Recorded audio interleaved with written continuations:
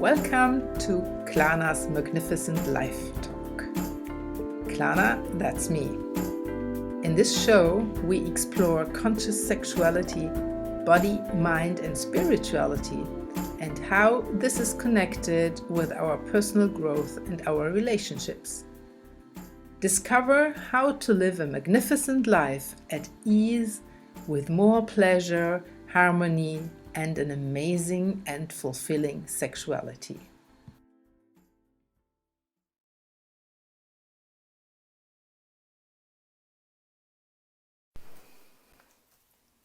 Hello everybody to Klana's Magnificent Life Talk.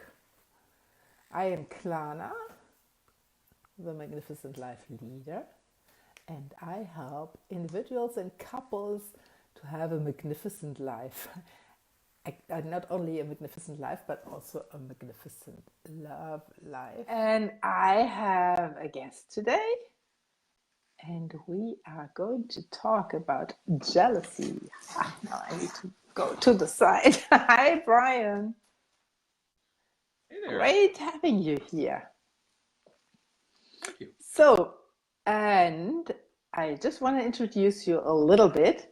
You have been working in a tech job for a while, and then you began to work as a relationship skills coach, and now you are, oh yes, not only that, you are also an activist for the polyamory and queer communities, but now you are working towards a psychology degree, which means you're going to university in the Netherlands, and you have plans on focusing the research on gender and sexuality, which I find is very interesting. And I do too. I mean, that's why I'm studying it. And you have been watching my Magnificent Life Talks for a while, and this is how we connected. And I think it's really cool that you said yes to be here on my show on that interesting topic about jealousy from the angle of the science. And maybe not only. That's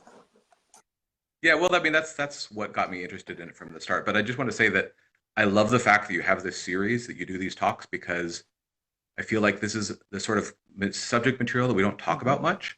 And I mean, it's not really shown in our movies or our TV shows. So this is a kind of a rare opportunity for us to sort of talk about like what makes us tick and to sort of share knowledge with each other. So I'm glad you're doing this. Okay, so let us know a little bit about jealousy. So I'll give you sort of the background as to why I became interested in it in the first place. Thank you. That's good. So about 10, 12 years ago, I was doing my first exploring of an open relationship. And the woman I was dating, we had trust in each other. We had negotiated a bunch of boundaries, and we had read the books. I mean, the actual like books about polyamory and stuff like that. And so we figured out that, okay, well, we think we know what we're doing. Let's go ahead and go forward with this. And what I found really interesting was, so she would like go off on a date or something like that with another person. And my brain, my logical, rational brain, was perfectly okay with that. I'm like, yeah, I mean, this is what we agreed to. This is how it works. This is what we're supposed to be doing. And at the same time, I wanted to puke. I felt like nauseous. Like I couldn't figure out why I was so torn up in knots inside. And I couldn't reconcile that. Like, why was I okay with it on one hand, but also so messed up on the other hand? So I started trying to find information about that. Like, explain this to me. Anytime I run into something that doesn't make sense to me, I always want to research it. And all I could find were self-help books. And the self-help books were basically like, if you have jealousy, do this. And I'm like, well, no, I want to know why. I want an explanation. So I started digging deeper, and I found a number of the books that are actually used by therapists, the actual science books, compilations of research studies and things like that. And that became sort of my reading material because I wanted to understand this. And so many of my friends started asking me like, well, when you figure it out, like, tell me, because I struggle with it too. Yeah. And so I ended up building a workshop out of it. So about 10 years ago, I launched my first workshop, and I've taught it a number of times in a number of places on specifically around jealousy, whether you're the person experiencing it or whether it's someone that you are friends with or a lover. that experiences it. So just trying to help people out with that.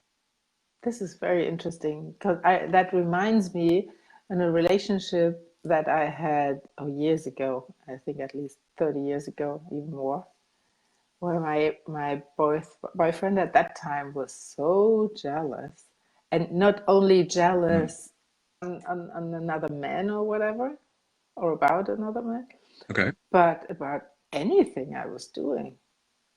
So that was, Yeah, there's a whole spectrum of yeah. jealousy, and if you get up into the very unhealthy end, there's like Hmm. irrational jealousy, where people begin to suspect things even when there's no Yeah, evidence that and supports them. that's really And very uncomfortable for, or it was uncomfortable for me, maybe for him too, I guess. Let us know a little bit more about that science behind it.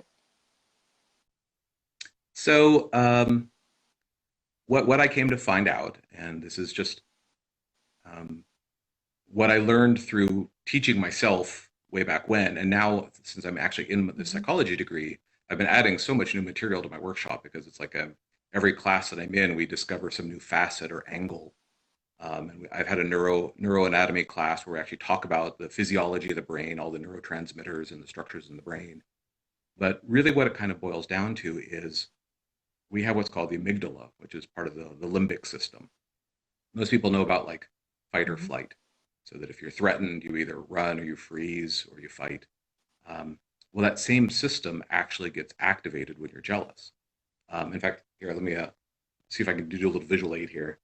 So this is probably backwards since Yeah, it's on my doesn't matter. camera. You see Um, the picture. but you can see this little tiny yellow spot that's Yeah. circled right here. That is called the dorsal anterior cingulate cortex. Okay. Um, that's just a little tiny thing about the size of like my fingernail that lights up when you are Hmm. triggered. The researcher who did this, his name was Takahashi, a Japanese researcher. He took 20 college students, had them imagine really jealous, triggering things, and stuck them in an MRI machine, and actually like looked to see what happened in their brain. And that one area, which again is super small, lit up fairly consistently in all of them. And it was really interesting that it was the same whether male or Hmm. female. That was both trigger the same thing. Wow. So, and what does that mean? Well, so the practical aspect of it is that when we are in that fight or flight mode, again, whether someone pulls a knife on you in an alley or when you're triggered by jealousy, your body reacts to that almost the exact Hmm. same way. And what ends up happening is your what's called your prefrontal cortex, your rational brain, literally shuts down. It actually stops. It doesn't get as much blood flow, doesn't get as much oxygen, and your system starts routing resources to this emergency mode, Hmm. and so you become irrational. And so when someone's trying to when you are triggered because of jealousy and you're trying to have a conversation with someone where they're trying to calm you down or say, look, nothing's happening, whatever, the logical part of your brain is actually not able to process that. So you end up like it's the wrong time to have those conversations because when you are that triggered, you can't have logical, rational thought take place. Yeah. You see that with children that are crying because they fell down and hurt themselves. In that very moment, you cannot Yeah, really, you just need to calm them down and then just hold them. right. That's all. Yeah. Yeah, first you have to sort of get that limbic system to Hmm. relax. And some interesting things are worrying. So the actual act of worrying, like sitting there having things go through your mind, actually relaxes your limbic system. Uh-huh. So it's one of the things your brain does to self-soothe. So it's one of the reasons why when you're jealous, you start to have these thoughts and you keep picturing it over and over and picturing whatever is your jealous trigger, if it's your partner or a person at work, you just keep picturing them over and over and over. That's actually the brain's way of getting the amygdala and the limbic system to But doesn't relax. it get worse then? Well, it can, and one of the things to consider is how you respond. And so the things you do after you're triggered, when there's not much you can do while you are triggered. Hmm. When you're in that heat of that moment, when you're lit up, when you're on fire, and that area in your brain is firing away, you're kind of on a roller coaster ride that you kind of have to ride out. There's not a lot you can do at that point, but you can make note of what's going on at that point, and then when you are a little more relaxed, a little more calm, then you can start looking at the okay, what happened there? Why was I feeling that way? What was coming up for me? And I've tried to, in my workshop, I've been trying to grow a list of possible contributing factors. And this can be everything from self esteem, a fear of missing out, Mhm. um, possessiveness. Trying to there's a list of them that I talk about in the workshop that are all, I call them flavors.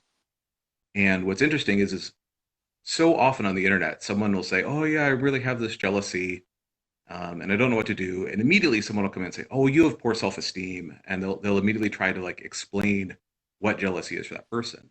But jealousy is a really broad Mhm. umbrella term. There's a good 8, 9, 10, 11 distinct different things that can all be showing up.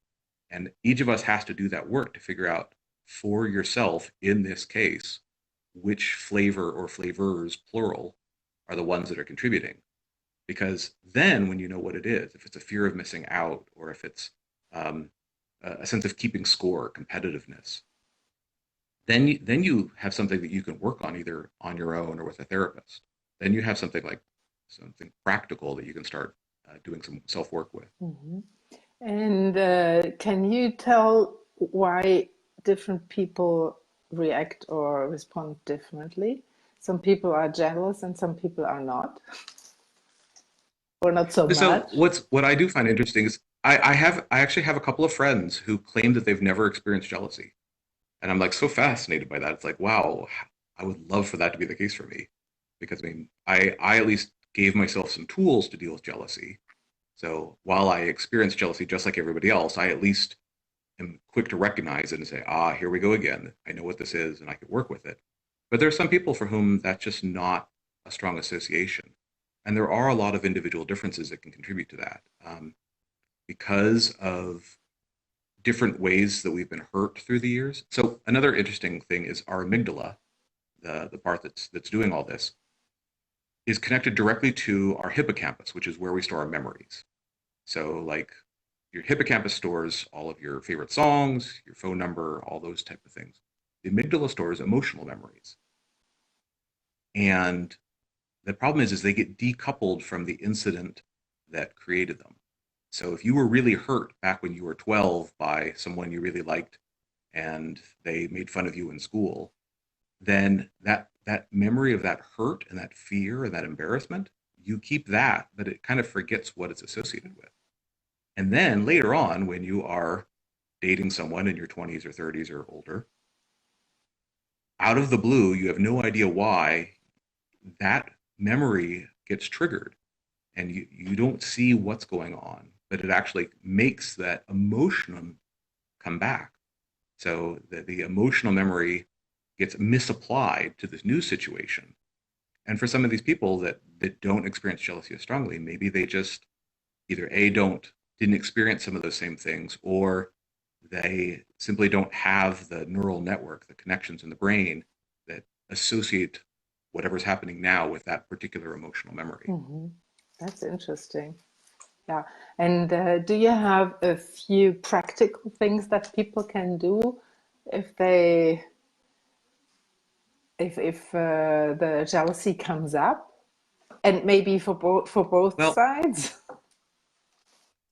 yeah. So when you are the one experiencing jealousy, one of the things that I think, I mean, first we have to acknowledge that jealousy is uncomfortable. None of us like to feel it, but if you want to get at what's causing it, like which of those flavors is happening, really the thing to do is to sit with it, to be with it, not to try to run away from it or make it stop, but go, wow, this is coming up for me right now, and this is really intense. And if you can actually be with that and use that time when you're experiencing that to just try on, like, well, what am I really afraid of here? Am I afraid of being embarrassed? Am I afraid of being humiliated? Am I afraid of being left? Am I afraid of being unloved? Am I afraid of missing out? And there's these, you can just ask yourself different questions and try on different hypothetical scenarios. And when you go with something, oh yeah, that feels like that's what that is. again, now you have a starting point. Now you have something you can work with. The other thing that I like to reassure people is jealousy starts shortly after birth. We there's evidence that shows 1 year olds and 2 year olds experience Yeah. jealousy. You can see kids get upset with their parents or together or things like that. But what's interesting is what you're jealous about actually is social and cultural. There's this guy named David Buss who actually did studies across 37 countries in 6 continents, looking at all these different cultures to see what do they get jealous about. And every single one of them experienced jealousy, but sometimes there was really big differences in what they got jealous about. So the good takeaway from this is the fact that what we get jealous about is something we've learned. And just like we learned it, we can also unlearn it because of our neuroplasticity, our ability to rewire our brains. Like for the same way that you can learn a new language like French or something if you didn't previously speak French, um, you can rewire your brain through neuroplasticity to just build up new beliefs, new understandings. Yeah. But that sort of you sort of have to first experience and identify what it is that you believe or feel, and then you can start working on that. And the challenge is the fact that you've now had 10, 20, 30 years of that cultural message being reinforced in you. So that neural pathway, that pathway in your brain is very well established. But now, if you're going to try to say, no, I'm going to have an open relationship, or no, I'm going to not freak out every time my boyfriend is gone for 6 hours, um, that you have to build new neural pathways for that. You need to remind yourself and repeat it. And here's one other interesting little trick. So again, jealousy is usually the limbic system being activated. One of the things that you can do to help get the limbic system to relax and to get some of that neuroplasticity activated is to use words. When you actually try to articulate what it is that's bothering you and put it into words, whether you're telling another person or even just talking to yourself, but to open your mouth, say the words, and say, like, yeah, I'm feeling really upset, I feel hurt. By using your language, you actually activate different areas of your brain than you would if you just sit there and stew on it. So you can actually speed up the process by verbally articulating those things. Wow, that's interesting because I always thought if you go, of course, I'm teaching people as well to sit with the feelings that come up, yeah? Hmm. But if you, and Yeah, to acknowledge them, that's important. You cannot just push it away. You somehow need to go right. through it. But on the other Absolutely. hand, if you talk about it, then you bring it up and maybe you emphasize it even more where that sounds Well, like it is a fine line between that I'm making it worse because I'm talking about it and I'm going more into it, or just to mention it and acknowledge it.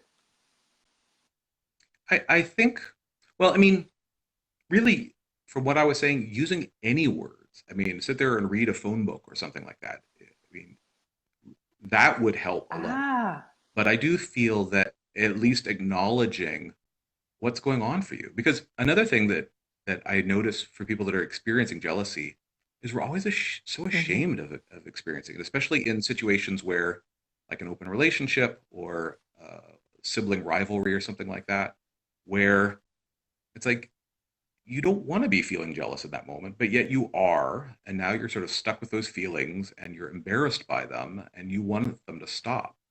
And I think because of that, we end up having this whole.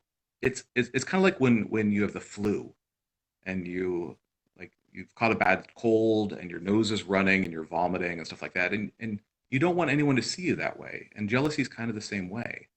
But I think that being willing to be Mm-hmm. vulnerable and open up to the, hey, I'm struggling right now and I could use some emotional support, even when you feel ugly and messy and irrational. um, that's when people can support you. Yeah, okay, and there's the difference, not going too much into the pain and making it bigger, but just acknowledging it, mentioning it, and more Yeah, on a not too emotional level. I don't know how to express myself. Yeah, I mean, yeah, I mean, the goal is to not re-trigger Yeah, yourself. You're not conjuring yeah, up the that's what I feelings meant. again. Yeah. You're really just trying to find the words that explain. I mean, try to view yourself as Hmm. analytically as possible, Yeah. because that's what you're wanting to do right now. Is you're wanting to quell the amygdala, have the prefrontal cortex do the Hmm. work. So pretend you are like a crime scene, like you're an investigator looking at a crime scene. What's going on here? Well, I'm seeing the following symptoms. I'm seeing the following possible causes, and by taking that rational thing and again using words, actually articulating the words, you can actually calm the activated limbic system down. Okay, that's very interesting, Brian. You also raised the issue about like how do you do it when someone else Yeah, is yeah, experiencing the jealousy. So one of the interesting things is that, again, this is all brain chemistry that we're talking about. So one of the things that can be really helpful in this case is touch, and not just from a touch feels soothing or whatever, but touch. If you have sustained touch for like 10 or more minutes, it releases mhm, oxytocin. Oxytocin is a neurotransmitter. That neurotransmitter actually helps building those new neural pathways, and it can help the amygdala relax. So, I mean, scientifically and therapeutically, just holding someone, whether they just want to be held or just stroking their arm or something like that, human touch like that will actually help them with the rewiring of the brain. that's interesting. And oh, and of course, I know some things like that, but not in that Yeah, yeah, context because I am a toucher. Yeah. yeah, yeah, absolutely. But thank you. That's really interesting. So I'm so glad that you shared your wisdom with us here. And Oh, I'm glad to. maybe I can convince you to do a similar thing on a different topic in the future. Yeah, Cool. very possibly. I'm interested in a whole number of things, everything from consent to Yeah. intimacy to trust. There's a whole bunch of, I mean, it's the kind of things that we're never Yes, taught. No one ever teaches exactly. us how to do any of this stuff. Yeah. So it's like, well, fine, I'm going to go research it, and then I'll try to condense it and put it into Yeah. usable Yeah. language, and then try to share that with as many people as I can, which is why I'm studying what I'm Yeah. studying. This is exactly what I always say. Sexuality, good sex can be learned because we don't Yeah, get it from whatever. And if you really right. want to have an extraordinary love life, relationship, sex life, you can really learn it. And Yeah, thank yeah, and you need to yes, practice it. exactly. I mean, just like learning Yeah, another language, it's something you just practice and practice and practice until that becomes your default way of being. But absolutely. you do need to sort of grow those brain cells, And what basically. is important, it starts with yourself. Absolutely, yes. Thank You got to take responsibility for that. absolutely. And that's another topic, Brian. Thank you so much Mhm. and hope to have you here soon. Back. Yeah, thank you And so much, Klana. You have a thank great you day. everybody who watched us live and also the recording. And if any one of you has any questions, you can put them in the comments. Brian and I will see what Yeah, that we can answer them, or you can yeah, I'm happy you to look. can even contact us. Um, Brian and I, we are both available on Facebook. And yeah, that's it.